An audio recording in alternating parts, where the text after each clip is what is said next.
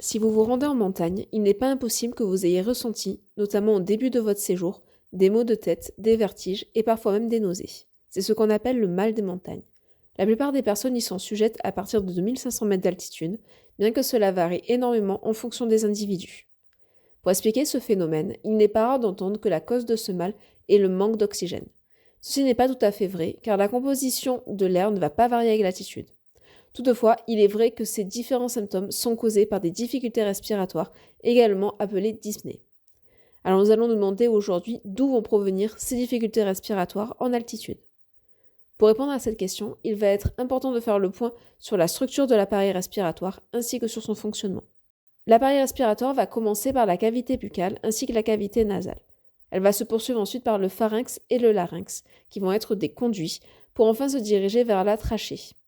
La trachée va être une structure, donc sous forme de conduit également, qui va être rigide car elle contient beaucoup de tissus cartilagineux. Par la suite, la trachée va se ramifier en deux parties.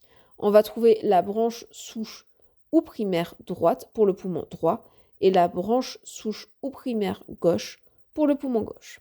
Ainsi, les poumons vont être divisés en deux parties. Enfin, les branches primaires vont se diviser dans des branches qui vont être des branches lobaires.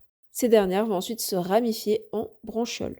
Toute cette zone va correspondre à la zone de conduction, c'est-à-dire que c'est la zone de l'appareil respiratoire qui va permettre de faire circuler l'air. Au niveau des branchioles, on va arriver à la zone qui va être une zone d'échange. Donc à la fin des branchioles, on va trouver des alvéoles. Ça va être des petits sacs qu'on appelle les sacs alvéolaires qui vont former des espèces de petites grappes et qui vont être des zones d'échange avec la circulation sanguine. On va donc trouver à cet endroit une partie qui va être très très irriguée. Au niveau des alvéoles et au niveau des capillaires sanguins, on va trouver ce qu'on appelle la barrière alvéolo-capillaire. C'est dans cette partie-là que vont se réaliser les échanges pulmonaires. Ainsi, on va récupérer le dioxygène au niveau des alvéoles et on va le récupérer dans la circulation sanguine.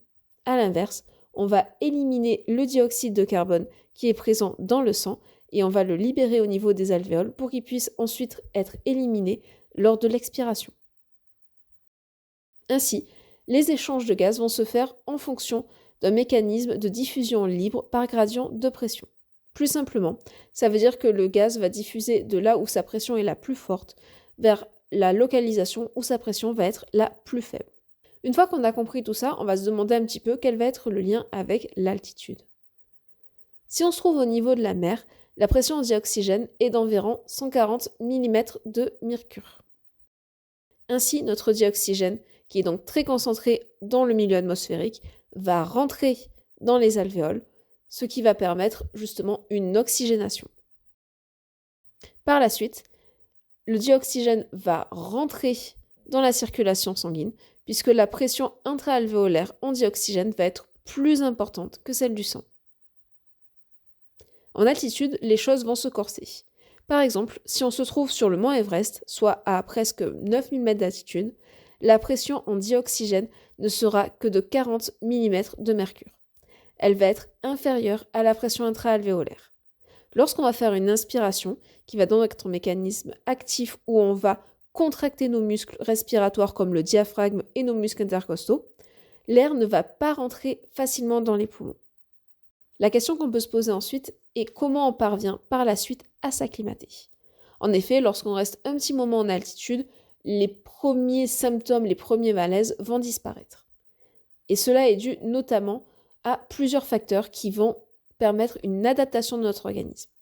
Par exemple, le système respiratoire va avoir, suite à son hyperventilation, une baisse du CO2. En effet, on a hyperventilé pour récupérer davantage de dioxygène, mais du coup, on a éliminé davantage de CO2. Cette baisse de CO2 va produire ce qu'on appelle une alcalose respiratoire qui va être compensée notamment par une augmentation du bicarbonate au niveau rénal. Ainsi, on va rétablir un pH sanguin qui sera normal.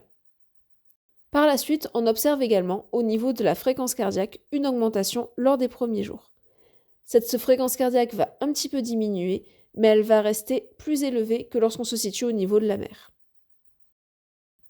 Au niveau cérébral, l'hypoxie va induire une vasodilatation, tandis que l'hypocapnie, c'est-à-dire le manque de CO2, va entraîner une vasoconstriction. Le résultat final va être une augmentation du débit sanguin cérébral lors des premiers jours, avec un retour à la normale durant les premières semaines de l'acclimatation. Ce phénomène va expliquer l'apparition des douleurs au niveau de la tête lors de l'arrivée en altitude. Enfin, et ça va être un des points les plus importants, au bout d'une semaine, on va avoir une augmentation de l'érythropoïétine, ou EPO, qui est produite par les reins. Cette dernière va augmenter la production de globules rouges, et donc ces derniers vont être plus concentrés dans notre organisme, ce qui va permettre justement d'avoir une augmentation de la fixation du dioxygène sur ces molécules, et donc un meilleur transport vers nos organes.